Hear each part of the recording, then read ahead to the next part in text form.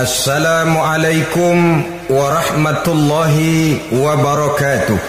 Waalaikumsalam warahmatullahi wabarakatuh. Saudara-saudara kaum muslimin, adapun iblis dan setan sudah menyadari betul bahwa iblis dan setan tempatnya di akhirat nanti jelas neraka. Itu mereka sudah sadari betul. Maka yang mereka kepengen sekarang bagaimana mencari teman sebanyak-banyaknya untuk menemani mereka di neraka nanti. Nah, inilah yang menyebabkan mereka berjibaku betul. Bahkan ada satu riwayat itu, ada waktu-waktu tertentu di mana para setan ini laporan kepada iblis. Kalau ada yang laporan gagal, bukan main marahnya si iblis ini selaku komandan. Kata setan, "Pak, saya gagal menggoda si fulan karena imannya kuat." "Goblok kamu. Dengan apa kamu goda dia?" "Dengan kedudukan." "Dia tidak mau. Tempuh dengan jalan lain, barangkali dengan harta. Kalau dengan harta tidak bisa, barangkali dengan wanita. Kalau dengan wanita tidak bisa, tempuh segala macam cara." Dan mereka yang laporannya enak, artinya berhasil menggoda banyak orang-orang beriman, itu konditenya naik. Bahkan mendapat semacam piagam penghargaan sebagai kadar militan daripada iblis. Nah, mereka berusaha dengan segala macam cara mengumpulkan teman sebanyak-banyaknya. Kalau mereka sendiri sudah tahu, pasti sadar nasib saya di akhirat nanti pasti masuk neraka, diazab dan disiksa oleh Allah. Cuma saya begini ini lantaran ulahnya Nabi Adam dulu. Maka anak-anak cucu Nabi Adam harus menjadi teman-teman saya sebanyak-banyaknya guna menemani saya di dalam neraka.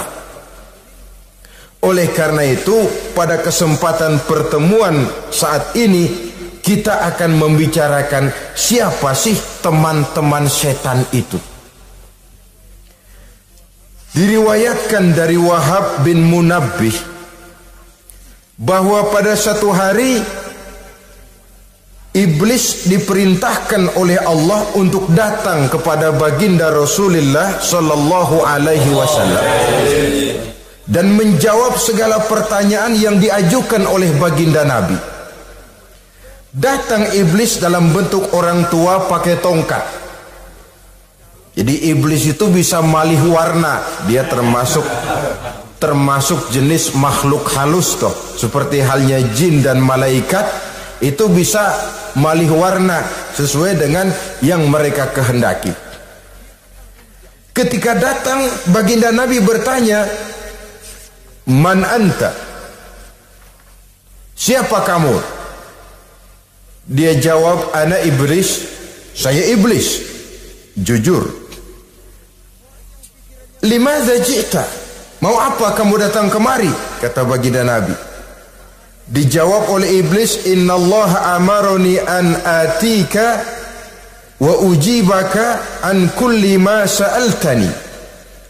Allah memerintahkan saya untuk datang kepadamu dan menjawab segala pertanyaan yang engkau ajukan kepada saya. Nah, atas pernyataan ini baginda Rasul kemudian bertanya dengan dua pertanyaan.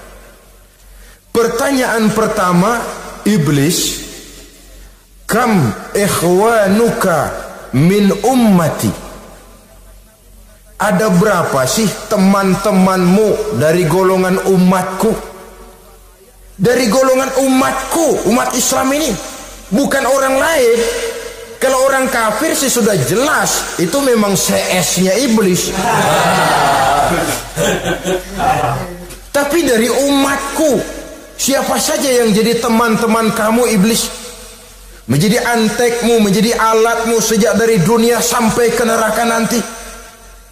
Atas pertanyaan ini iblis menjawab, teman-teman saya dari golongan umatmu ya Muhammad, asyarun, ada 10 orang.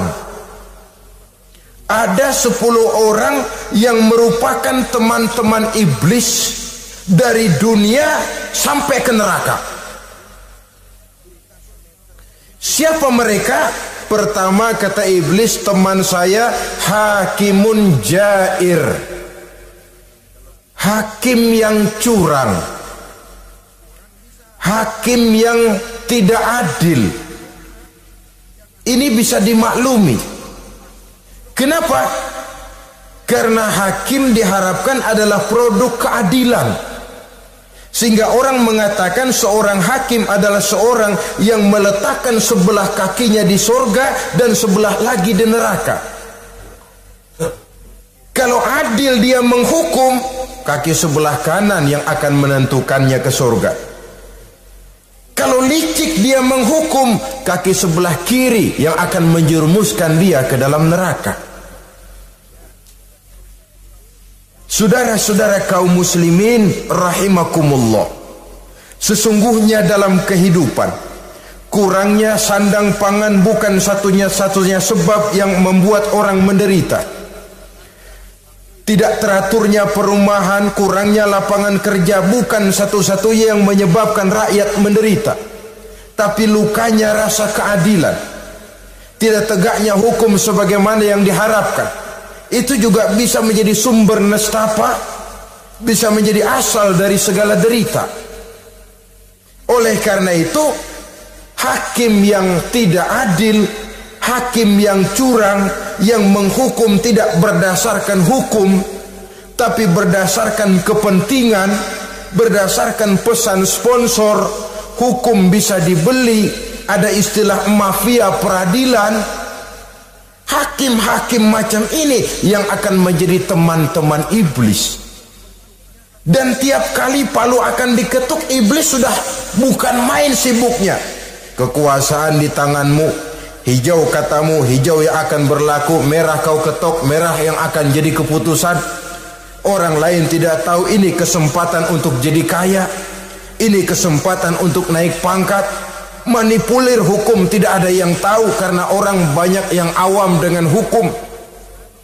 Saudara-saudara kaum muslimin, kalau hukum sudah bisa dibeli, atau kalau hukum cuma untuk orang-orang kecil saja, ada kelompok-kelompok yang kebal hukum, maka akan timbullah kiamat di masyarakat, di mana yang kuat makin kuat, yang lemah selalu menjadi mangsa.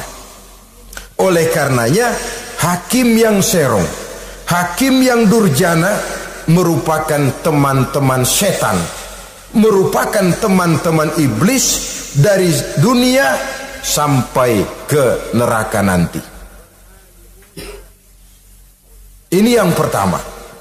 Oleh karenanya, pada dasarnya setiap kita adalah hakim untuk keluarga. Dalam pergaulan hendaklah adil di dalam memutuskan segala sesuatu. Lebih-lebih hakim yang memang menjadi pengayom masyarakat. Bukankah lambang para hakim digambarkan dalam bentuk neraca yang berimbang, tidak berat ke kiri, tidak juga berat ke kanan, dalam arti objektif memberikan keputusan sesuai dengan hukum, sehingga masyarakat terlindungi. Dan hakim yang adil secara praktis adalah musuh daripada setan. Dimanapun setan dan iblis paling gak demen sama hakim yang adil. Itu merupakan musuh besar bagi setan, yang menyalahkan yang salah, membenarkan yang benar, walaupun yang salah orang besar, yang benar orang kecil. Dan kita memang oleh baginda Nabi diajarkan satu doa, Allahumma arinal haqqa haqqa warzuqna ittiba'ah. Ya Allah, perlihatkan kepada kami bahwa yang benar itu benar. Sebab sering kita lihat yang benar jadi tidak benar. Ini memerlukan kekuatan batin. Yang benar tampakkan kepada kami kebenarannya ya Allah. Sebab sekarang banyak ketidakbenaran yang dikamuflase. Banyak ketidakbenaran yang diberikan lipstick sehingga kelihatannya menjadi benar. Ini baik doa ini saya pikir dibaca oleh para hakim. Allahumma arinal haqqa haqqa. Ya Allah, perlihatkan kepada saya bahwa yang benar itu benar. Dan tidak cuma sekedar itu, warzuqni ittiba'ah. Berikan kekuatan kepada saya untuk mengikuti kebenaran itu. Sebab kadang-kadang terjadi juga dia tahu yang benar itu benar, tapi tidak punya keberanian moral untuk mengatakan bahwa itu benar.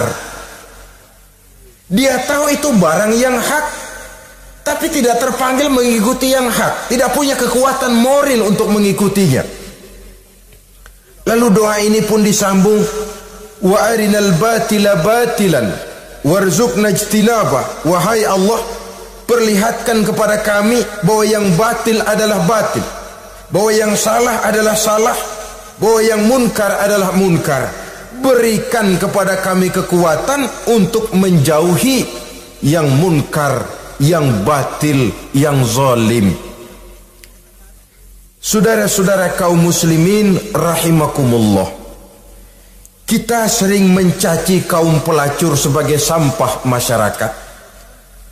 Tapi sadarkah kita bahwa pelacuran di bidang hukum, pelacuran di bidang intelektual, kadang-kadang pelacuran di bidang agama, dalam arti menjual ayat untuk membela yang salah dan menekan yang benar, ini juga tidak kalah bahayanya dengan prostitusi, pelacur-pelacur yang kita anggap sebagai sampah daripada kehidupan masyarakat itu.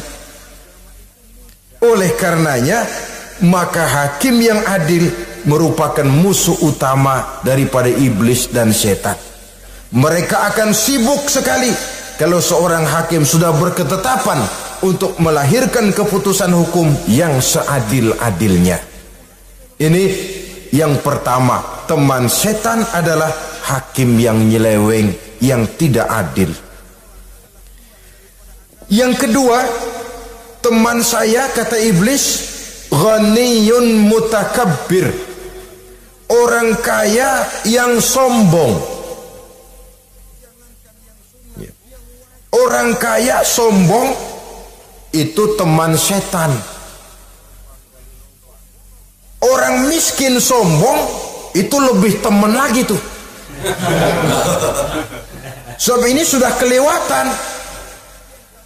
Kalau orang kaya sombong barangkali masih lumayan lah, memang kaya. Tapi kalau sudah miskin sombong, minta ampun. Orang kaya yang sombong adalah musuh iblis. Sebab pada hakikatnya tidak ada yang kaya dalam kehidupan ini kalau sudah bercermin kepada apa sih yang kita punya. Nabi Sulaiman karena merasa menguasai antara masyrik dan maghrib, satu hari pernah mohon izin kepada Allah. Ya Allah, saya mohon izin kepadamu untuk memberikan makan kepada seluruh makhluk-makhlukmu sekedar satu hari saja. Baik, satu hari Nabi Sulaiman mau menjamin menanggung makannya semua makhluk karena merasa kaya. Baik, kata Allah. Lalu sibuklah Nabi Sulaiman mengadakan persiapan. Seluruh bala tentaranya, jin, binatang dikumpulkan, mengumpulkan makanan yang sebanyak-banyaknya, diatur di satu lapangan yang sangat luas. Sebab ini yang mau makan tentu tidak sedikit. Nah, sudah selesai persiapan, kata Allah, sudah selesai Sulaiman? Sudah, ya Allah. Nah, aku mulai dari makhlukku yang paling di bawah, ikan. Ikan nun dipanggil oleh Allah. Rezekimu hari ini mau ditanggung Sulaiman. Naik, makan. Naik ikan ini. Sekali makan seluruh persiapan habis. Goleng kepala Nabi Sulaiman, beliau sadar lalu sujud, maha kaya engkau ya Allah. Boro-boro nanggung makanan semua makhluk hidup sehari, ikan satu nggak keurusan.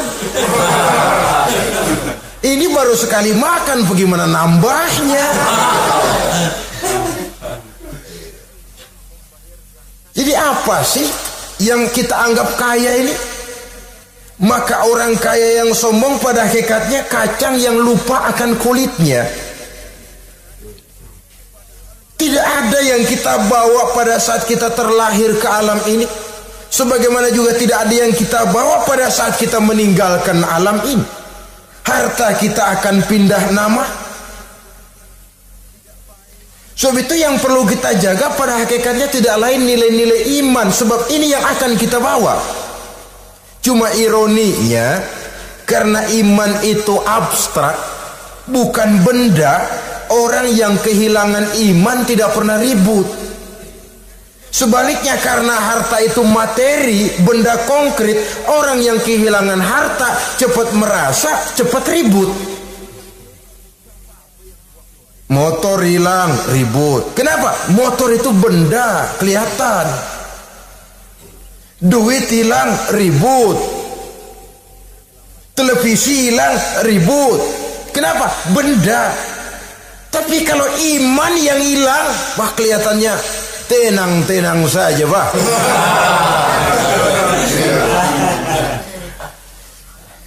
Padahal ini usaha iblis, bagaimana orang kehilangan iman, menjadi kafir, masuk grup dia untuk menemani dia di dalam neraka nanti. Dia gelincirkan iman kita, dan kita sering tanpa terasa telah mengalami pergeseran nilai-nilai iman, kalau tidak tergusur sama sekali.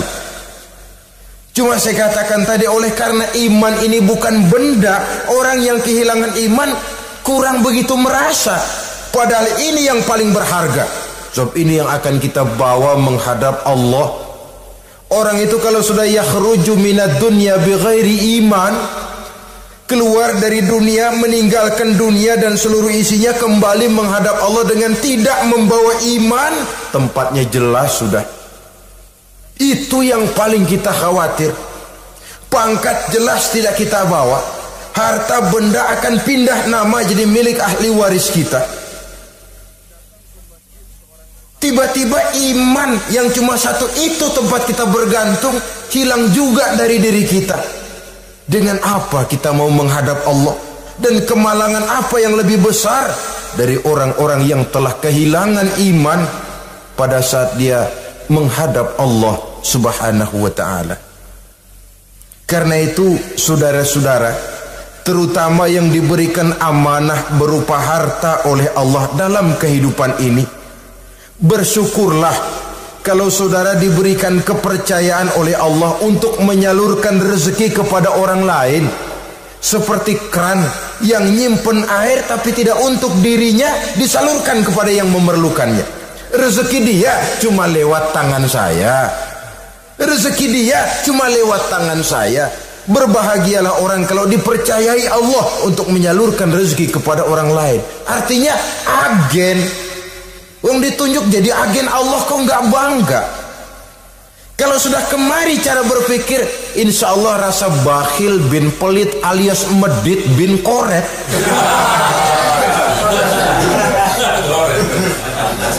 Itu insya Allah nggak ada. Kan kadang kita berpikir, yang nyari duit gue setengah mati, lu datang-datang mau minta aja pala lu. Kan itu toh kadang-kadang cara kita berpikir. Ya boleh jadi lalu terasa berat.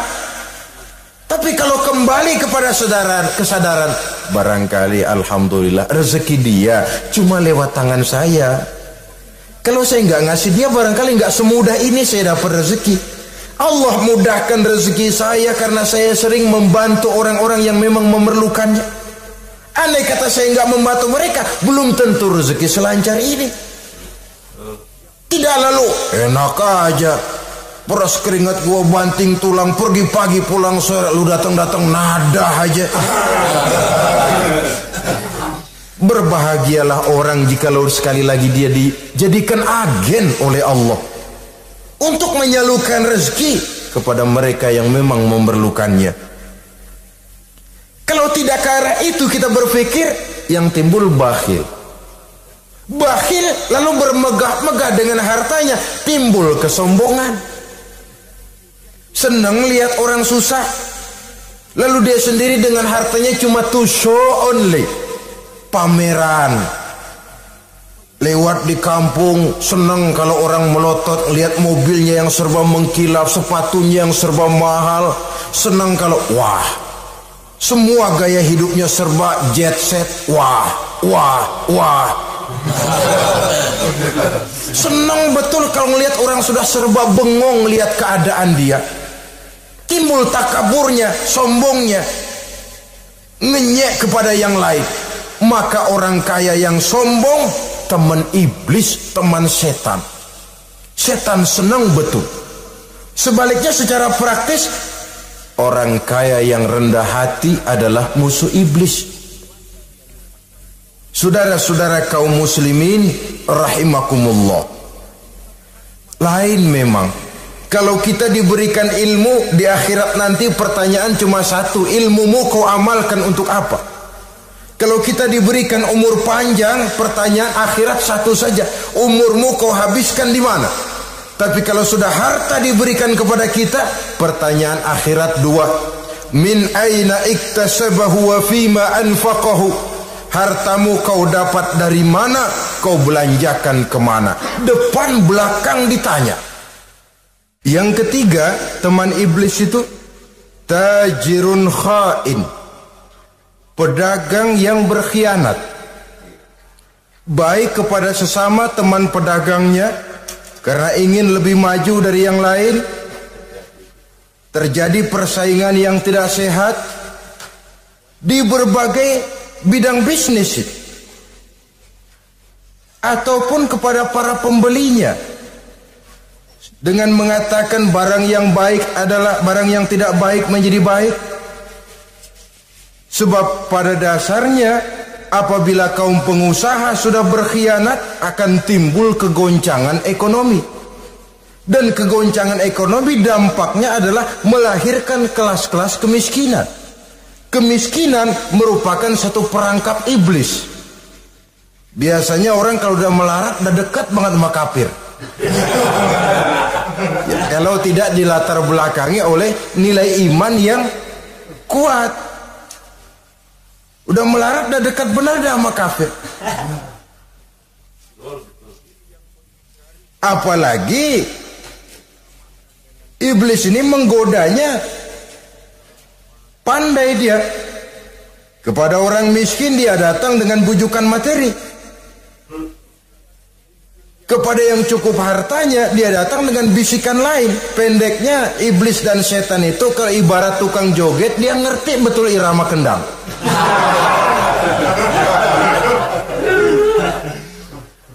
Di mana kelemahan orang itu dia selidiki, dia pelajari, dari arah situ dia masuk. Dan secara strategi perang, iblis dan setan ini posisinya memang lebih menguntungkan daripada kita. Kenapa? Dia melihat kita, kita mah nggak lihat dia. Dia bisa pelajari kebiasaan dan kecenderungan kita. Kita nggak tahu kadang-kadang kelemahan kita. Dari arah itu dia masuk. Posisi dan strateginya lebih menguntungkan daripada kita. Saudara-saudara kaum muslimin rahimakumullah, bila ekonomi sudah goncang, terjadi penimbunan barang, terjadi spekulasi harga, timbullah kegoncangan sosial. Dan dikala itu setan dan iblis pesta. Dia merasa perangkapnya berhasil. Persaingan-persaingan yang tidak jujur, yang pada dasarnya akhirnya bukan cuma merusak sistem ekonomi, tapi juga mempengaruhi hasil kerjaan. Dalam tender-tender usaha-usaha besar misalnya, oleh karena mengajar supaya dia yang mendapat proyek, dia tidak segan sogok sini, suap sana, semir sana, usap sini. Tinggal untungnya sedikit dan dia harus dapat untung besar. Akhirnya apa? Proyek yang dikerjakan cuma asal sekedar jadi. Tidak seperti standar yang ditetapkan lagi. Juga tidak merupakan kesalahan yang sepenuhnya harus dibebankan kepada dia. Kesalahan yang merupakan siklus, mata rantai, sudah lingkaran setan. Itulah sebabnya sering saya ungkapkan, kalau manusia sudah jadi teman setan, lebih buas daripada bajing. Karena bajing cuma makan kelapa, tapi bajingan udah apa saja dimakan. Sudah jadi teman-teman iblis, tidak ngerti halal haram, hak dan batil. Ini kepentingan pribadi apa kepentingan orang banyak, yang penting sikat saja. Jadi yang ketiga ini targetnya memang kekacauan ekonomi, yang kemelaratan, kemiskinan merupakan tangga untuk sampai kepada kekafiran. Dan iblis tahu betul itu.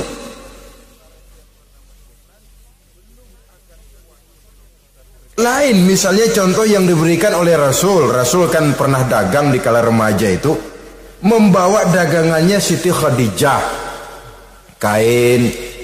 Beliau dagang kain. Berapa kain ini?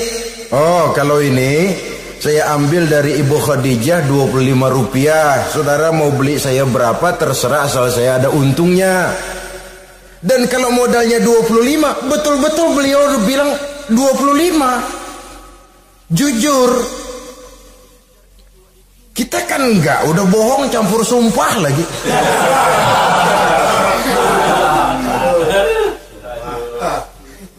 Ini yang ketiga. Yang keempat, teman-teman setan, teman-teman iblis, syaribul khamr. Orang yang minum arak,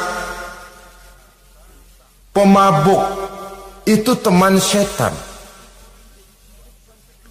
Bahkan divonis tidak beriman orang yang pada saat meninggal dunia di dalam perutnya itu masih ada khamr. Tidak beriman divonis. Jadi dalam satu pesta di mana disediakan minuman-minuman keras, iblis itu sudah masang perangkap. Dan bila minuman itu dihampiri orang, dia mulai senang, wajahnya berseri-seri. Kalau minuman dituang ke gelas, dia tepuk tangan. Bila minuman mulai mengalir ke tenggorokan, dia jijimprakan iblis. Girang bukan main.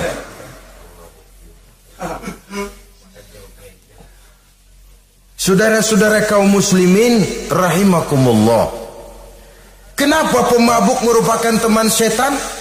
Karena dalam keadaan mabuk, orang kehilangan daya kontrol. Perbuatannya nyaris tidak terkontrol lagi. Tidak ada rahasia, tidak ada harga diri, tidak ada sifat memelihara. Dan itu ciri-ciri daripada iblis. Syaribul khamr, orang yang suka meminum minuman keras. Itulah sebabnya memang dalam hidup ini kita harus punya filter. Allah selalu menghendaki yang terbaik dan memilihkan yang terbaik untuk kita. Kalau sudah itu minuman yang baik kata Allah, itulah memang yang baik untuk kita. Kalau itu dilarang oleh Allah, itulah memang yang tidak baik untuk kita. Jadi kalau sudah qat'i dalilnya, nggak usah buang energi menyelidiki apa manfaatnya. Kalau sudah qat'i dilarang, nggak usah buang energi menyelidiki apa bahayanya khamr. Allah tidak akan melarang sesuatu yang mengandung manfaat. Yang dilarang Allah tentu yang membawa mudarat dan bahaya di dalam kehidupan. Bukankah sekarang ini minuman keras sudah merupakan penghias pesta? Merupakan kebanggaan di kalangan remaja? Termasuk dalam kata khamr ini ya morfin, ganja, narkotik, dan yang sejenis dengan itu. Orang sudah merasa bangga kalau sudah fly to the sky, membumbung ke angkasa, katanya dunia ini luas, lupa segala macam persoalan. Tapi sampai kapan? Sampai kapan orang merasa membumbung? Sampai kapan orang merasa bisa meninggalkan segala persoalan? Sampai mabuknya selesai? Ya kalau gitu mabuk aja terus. Lalu apa artinya kehidupan ini? Mabuk kan nggak ngerugiin orang lain. Kalau saya nyolong kan ngerugiin orang lain. Kalau saya korupsi ngerugiin orang lain. Kalau saya zina jelas ada orang lain yang dirugikan. Tapi minum khamar, siapa yang rugi? Uang saya. Saya beli dengan uang saya, yang minum pun saya. Siapa yang rugi? Saudara, ini pemikiran sepihak namanya. Pertama jelas merugikan diri sendiri. Kesehatan terganggu, pertumbuhan IQ, ya, daya pikir jadi jumud bin beku. Tidak ada idealisme ke arah depan. Yang ada ya, yang dipikirkan ya yang di depan hidungnya saja. Dan konon itu pada mulanya memang orang kan sifatnya cuma ingin tahu, nyobain, ketagihan. Ya kalau orang tuanya masuk golongan have, mampu. Kalau orang tuanya termasuk ekonomi lemah, sedangkan kecanduan hal yang tidak bisa ditangguhkan. Orang yang sudah kecanduan minuman keras, sekali dia tidak minum, sudah bukan main rasanya.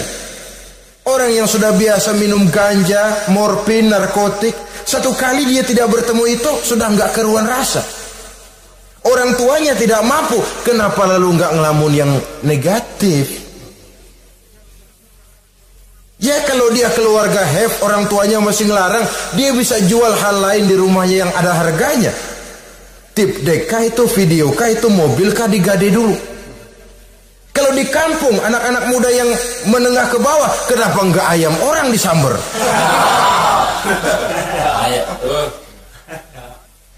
Terjadilah perbuatan negatif yang akhirnya merembet kepada merugikan orang lain. Hakikatnya zohirnya memang pada mulanya hanya merugikan diri sendiri, tapi lambat laun akan merembet juga kepada merugikan orang lain. Oleh karena itu pantas kalau dalam perjalanan Mi'raj begitu hendak start dari Masjidil Aqsa menghadap Allah, kepada baginda Nabi disodorkan 2 gelas minuman, segelas susu dan segelas arak. Muhammad, kau ambil salah satu minuman itu, kau minum. Mantap. Nabi mengambil gelas yang isinya susu lalu beliau minum. Selesai minum kata Jibril, Sadaqta ya Muhammad, laqad asabtal haq. Kamu benar Muhammad, pilihanmu tepat. Kenapa? Untung saja susu yang kamu minum.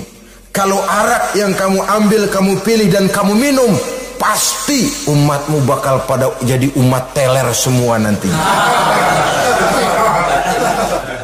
Wong Nabi milih susu saja umatnya masih banyak yang teler. Apalagi kalau beliau memilih khamar waktu itu. Tapi ini sekedar simbol bahwa begitulah kita dalam hidup. Saudara, kalau di depan kita ditaruh segelas jamu, segelas sirup, kira-kira pilih mana? Jamu. Sirup apa jamu? Jamu. Orang yang berpikir panjang ke depan, dia bakal pilih jamu. Memang pahit, getir, nggak enak, tapi besok pagi badan enteng, kerja semangat, berpikir cerdas, gairah ada. Orang yang pikirannya pendek, ngapain jamu getir nih, sirup nih, manis ini. Dia minum, bukan main manisnya, besok pagi bibir pada jontor. Begitulah dalam kehidupan ini. Maka hendaknya kita berusaha dengan sekuat kemampuan untuk menghindarkan diri dari minuman keras dan pengaruh-pengaruhnya. Yang kelima, teman iblis itu al-qattat, tukang-tukang fitnah. Itu suling iblis itu, trompet setan. Sebab apa? Benar kalau Quran mengatakan, Nabi mengatakan al-fitnatu asyaddu minal qatli. Fitnah lebih bahaya dari pembunuhan. Sebab apa? Pembunuhan membunuh orang secara langsung, fitnah membunuh orang pelan-pelan. Kalau mati mau mendingan cepat daripada pelan-pelan. Pelan-pelan mati, cepat mati, enakan cepat, nggak ngerasain sakit. Fitnah membunuh orang pelan-pelan.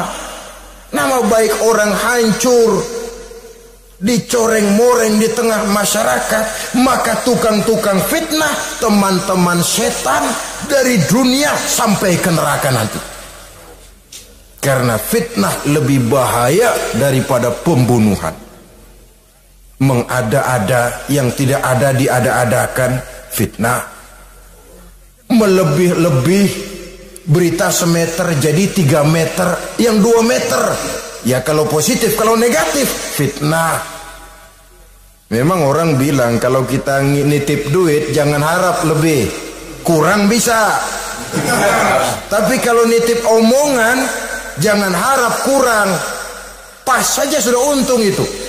Biasanya lebih, namanya omongan.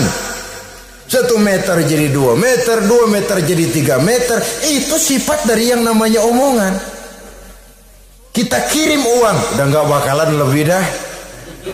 Ini nitip uang sama saya 50.000, tambahin 10.000, langka yang berpikir begitu. Kurang malah bisa, enak aja nitip. Gue kan kemarin pakai ongkos. Itu mah transport misalnya. Tapi kalau sudah nitip omongan, pas saja sudah untung loh. Biasanya malah lebih. Fitnah pernah melanda Nabi Zakaria. Fitnah pernah melanda Habil dan Qabil. Fitnah pernah melanda Nabi Ibrahim. Fitnah bahkan pernah melanda kehidupan baginda Rasulullah sallallahu alaihi wasallam. Dalam peristiwa yang lazim kita kenal dengan hadisul ifki, bagaimana gosip pun sempat mengguncang rumah tangga kehidupan baginda Nabi. Sehingga pantas kalau beliau sendiri mengatakan al fitnatu asyaddu minal qatl. Pemfitnah itu lebih bahaya daripada pembunuhan, karena fitnah membunuh orang secara pelan-pelan. Saudara-saudara kaum muslimin rahimakumullah, lidah tidak bertulang. Sohirul jirmi azimul jurmi, kecil bentuknya tapi besar akibatnya. Kalau kita luka karena silet 2-3 hari boleh sembuh, tapi luka karena lidah seumur hidup kita ingat. Asal lihat orangnya ingat, nih dia nih yang ngomong kagak enak banget, gua tandain dah.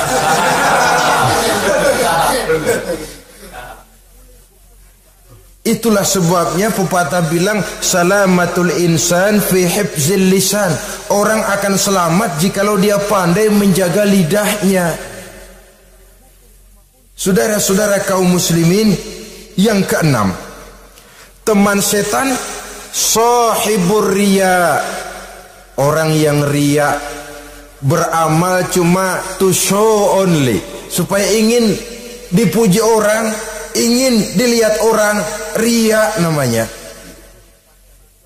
Tidak ada ikhlas. Sebab kata Imam Ghazali, an-nasu kulluhum niyamun illal alimun, wal alimuna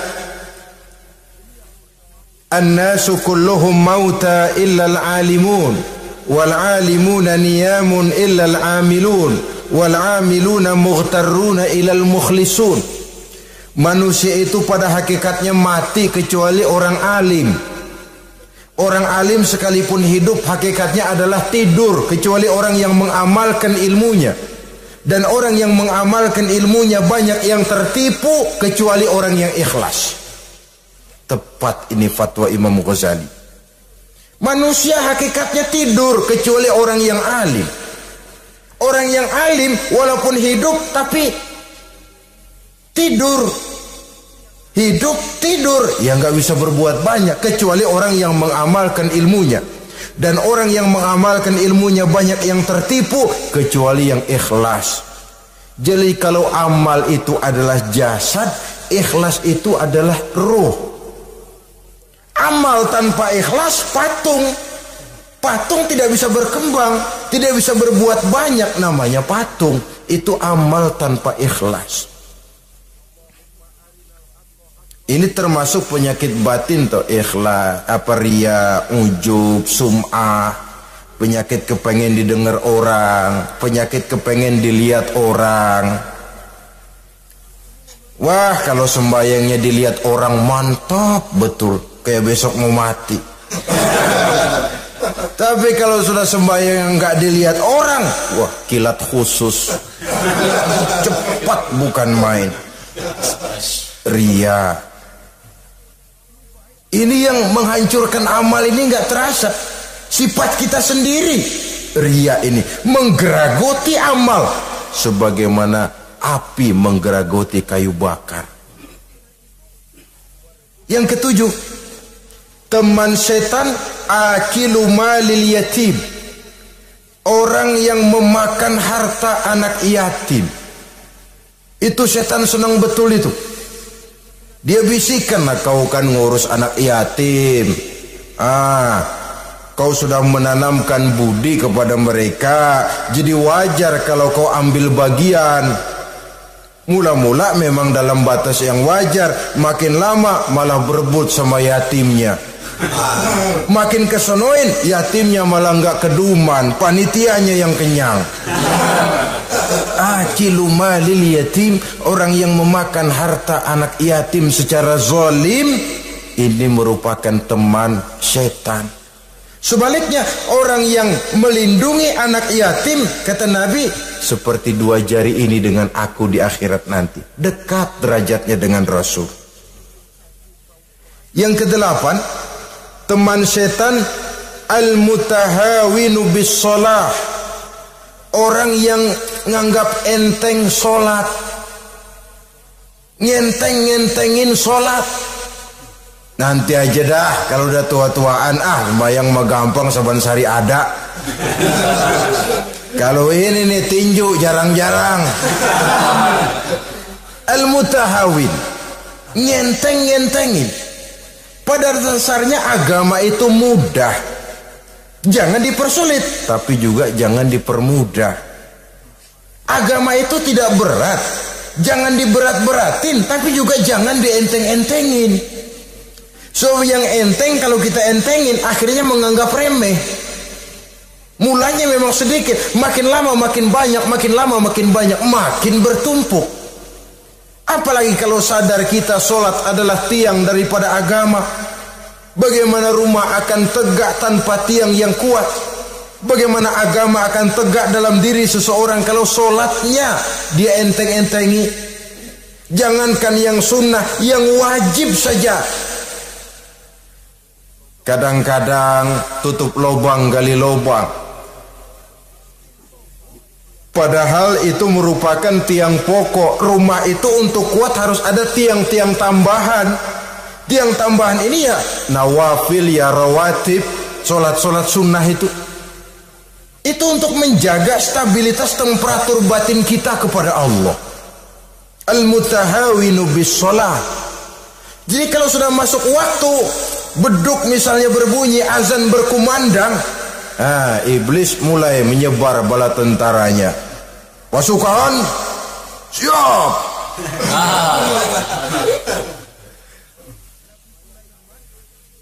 Kama yang dagang dia bisikin, sudah enaknya lo dagang, beli lagi banyak-banyak, sembahyang mah ada besok.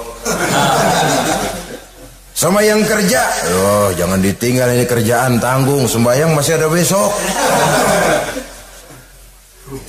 Saudara-saudara kaum muslimin rahimakumullah, andai kata kita berhasil, kita tinggalkan kesibukan, lalu kita pergi sholat, apa iblis diam? Setan tenang? Tidak, masih dia bisiki kita. Iya, kalau mau sembahyang ya sembahyang, cuma buruan udah. Nah, yang mau belanja, yang menunggu, bukan main. Sampai ruku kita tidak sempurna, bacaan kita semrawut, sujud kita tidak lengkap, sholat juga, tapi disitulah masuk iblis. Atau kalau itu kita berhasil cegah, ruku tertib, ada tumakninah, sujud bagus, iblis masuk lagi. Wah, memang sembahyang kamu mantap, orang lain gak ada yang sembahyang kayak kamu. Yang timbul apa? Ujub, sombong kepada diri sendiri. Begitu rapi sembahyang, lo ya pada kagak sembahyang, apaan lo? Gua nih Itu sudah perangkap iblis. Jadi lewat segala macam cara dan jalan. Kepada yang ibadahnya bagus ditanamkan rasa ujub.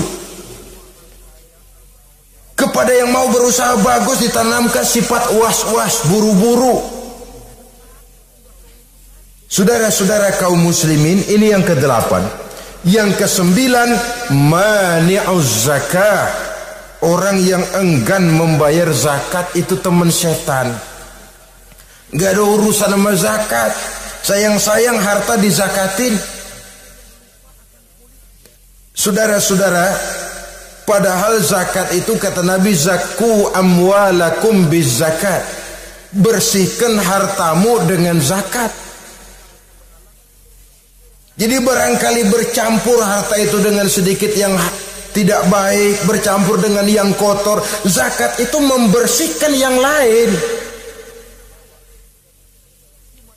Kita misalnya dalam satu kelas punya murid 40 orang, 42 orang, ada 2 orang yang bandel, nggak ketulungan. Sudah segala macam cara kita perbaiki, nggak juga berhasil. Ini kan kalau nggak diatasi kan mempengaruhi yang teman-teman yang 40 orang. Untuk menyelamatkan yang 40 ini, nggak apa-apa yang 2 keluarin. Bikin pemecatan. Anak saudara, kami sudah tidak sanggup lagi mengajar. Dengan ini kami berhentikan dari sekolah yang kami pimpin untuk menyelamatkan teman-teman yang lebih banyak. Mengeluarkan yang 2 untuk menyelamatkan yang 40. So kalau tidak ini nanti ngerembet, yang 40 ngikut jadi ngeres. Itu juga harta. Zakat untuk membersihkan yang masih tersisa. Yang terakhir, yang ke-10, teman setan, musuh, teman iblis, man yutilul amal. Orang yang terlalu panjang angan-angan. Penghitung bintang di langit. Yang hidup cuma ngitung jikalau. Wiridannya cuma jikalau.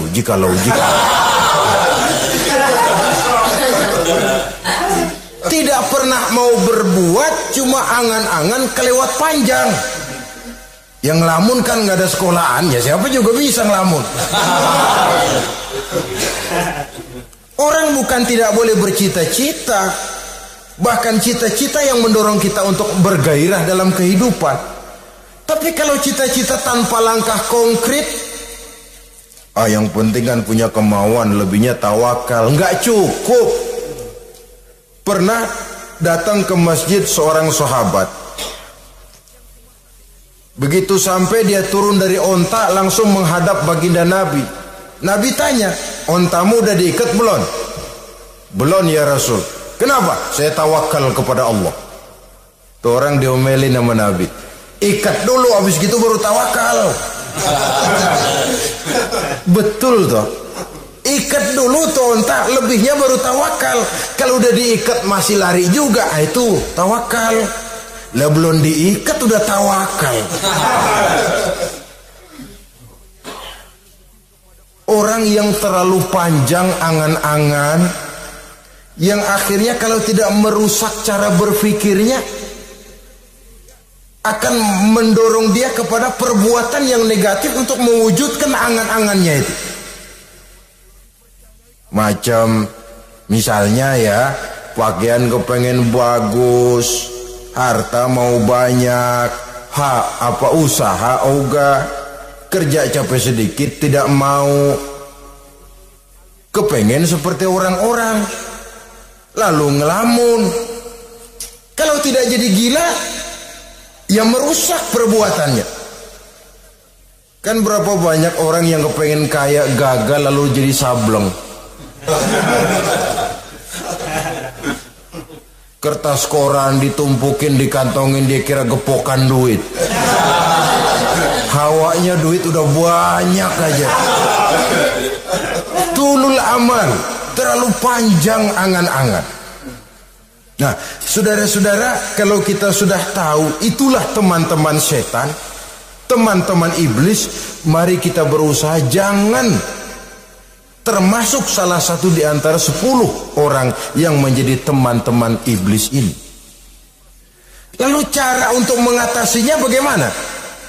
Imam Al-Ghazali rahimahullah memberikan tuntunan. Pertama, untuk mengatasi perangkap setan, jangan sampai kita termasuk salah satu teman setan, zikrullah. Banyak ingat kepada Allah. Sebab Nabi bersabda, inna zikrallahi ta'ala fi janbi syaitan kal akillati fi janbi ibni Adam. Sesungguhnya zikrullah, zikir kepada Allah itu dapat menyakiti setan sebagaimana penyakit menyakiti lambung anak Adam. Jadi setan itu akan kurus kalau kita hantam pakai zikrullah. Setan tidak berdaya, lemah kalau kita hantam pakai zikrullah. Ingat Allah, selalu merasakan kehadiran Allah dekat dalam hidup. Itu senjata pertama. Dengan zikrullah, setan kurus. Kalau udah kurus, ya lemas, nggak berdaya ngadepin kita. Tapi kalau nafsu yang kita ikutin, kita umpanin tuh setan. Lah gemuk. Begitu gemuk, makin berleluasa dia ngutak-ngatik kita. Yang kedua, jangan mendekati tempat maksiat. Sebab man hama haulal hima yusiku ayyaqafi. Orang yang main di pinggir kali ditakutin kecebur di kali. Jangan mendekati tempat yang cenderung membawa kita ke tempat maksiat. Saudara-saudara, yang ketiga, mengosongkan perut. Dalam arti rajin puasa, puasa sunnah. Kata Nabi, inna syaitan yajri min ibni Adam majrad dam fadayyiku majariyahu bil ju'. Setan mengalir dalam diri manusia seperti mengalirnya darah. Maka persempit jalan setan dengan apa? Bil ju', dengan memperbanyak lapar. Bukan memperturutkan syahwat. Pantas kalau Nabi bilang, saya adalah sekelompok orang yang tidak makan kecuali kalau kami lapar. Dan kalau kami makan, tidaklah sampai kekenyangan. Bukan enggak kenyang, tapi enggak kekenyangan. Yang terakhir kata Imam Ghazali, hendaknya kita selalu ingat bahwa tujuan iblis dan setan adalah menjerumuskan manusia, menyengsarakan manusia, supaya kita menjadi teman mereka di neraka nanti. Kalau ingat itu, insya Allah kita bisa mengerem diri. Nah, inilah saja yang dapat kita sampaikan pada pertemuan kali ini. Mudah-mudahan ada manfaatnya. Terima kasih dan mohon maaf. Usikum wa nafsi bitaqwallah. Wassalamualaikum warahmatullahi wabarakatuh.